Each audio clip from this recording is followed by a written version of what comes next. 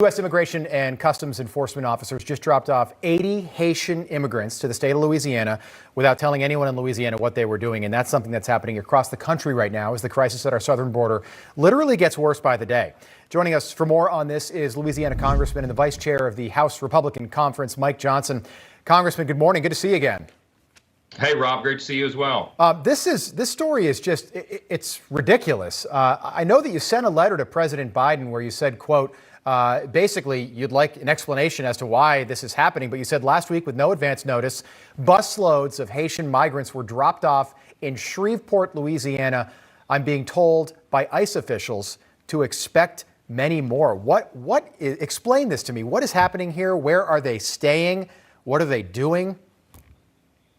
Well, we're trying to get on top of that, and that's the issue. About 3 weeks ago, I was down on the southern border just south of La Jolla, which is ground zero for this crisis, with President Trump and about 24 of our Republican colleagues from the House. We saw this with our own two eyes, Rob, and you know very well, and most of the American people now who are willing to pay attention understand what's happening. We have an unmitigated crisis that grows by the hour at our southern border. It's a humanitarian crisis. It's a national security crisis. It's a health crisis because the people coming across the border are not even COVID tested. But what's happening now is all these folks are not staying in South Texas, of course. They're being distributed throughout the United States. They're being sent to a mid-sized city near you. And now this is being uncovered. So in my largest city in my district in Northwest Louisiana, Shreveport, my hometown, last weekend, we suddenly got word that a busload of 80 Haitians were dropped off.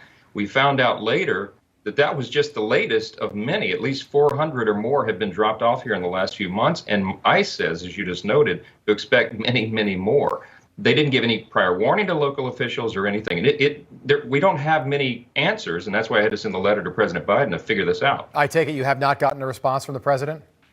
Not yet. Okay. And here's the problem. You know, the ICE officials, Immigration's Customs Enforcement folks, the Border Patrol agents, they're the most frustrated people in the world because they can't enforce our federal immigration laws. They are literally being ordered not to do so. And the Border Patrol agents at the south border are basically acting as processing agents for the cartels who are trafficking all these people across the border. This cannot continue. It's a completely unsustainable trajectory that we're on. So that is happening in Shreveport in concert with House Democrats right now who are pushing to defund ICE. And for anybody at home that doesn't know what ICE is paid to do every single day, they are the agency in charge of arresting and then deporting illegal immigrants. What do you think of that?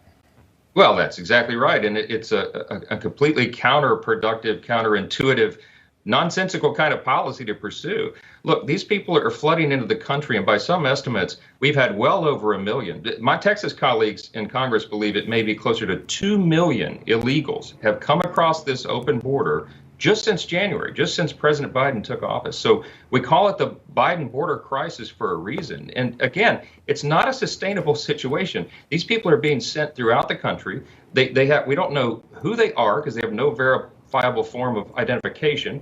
Most of them are not COVID tested, certainly not by Border Patrol because they have no mechanism to do that as they're ushering them into the country. Right. And it's American taxpayers, of course, who are funding all of this to send them out throughout the country. And who knows what's happening once they get there. So, Congressman, literally, could you walk me through the mechanics of once they are dropped off in a place like Shreveport, where are they sleeping? What are they doing with their time during the day? How are they paying for food? What happens? And you're talking about 80. That's a lot of people. And this is happening in small towns throughout the country right now. It is. And just Shreveport is an example of this. It's far more than 80. We now know that there's been at least 400.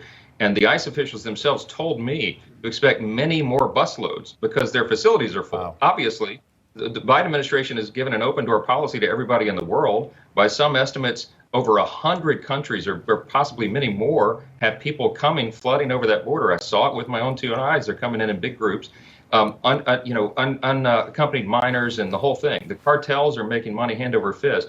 So when they open the ICE facilities and send these people by bus or train or airplane often to cities around the country, they arrive there and there's no mechanism to take care of them at that point. And so nonprofits and non-governmental agencies and organizations step in, right, house, clothe, and feed them temporarily, and they're getting money, obviously, on the backside from the federal government. So the U.S. taxpayer is writing the bill for all this. Oh my goodness.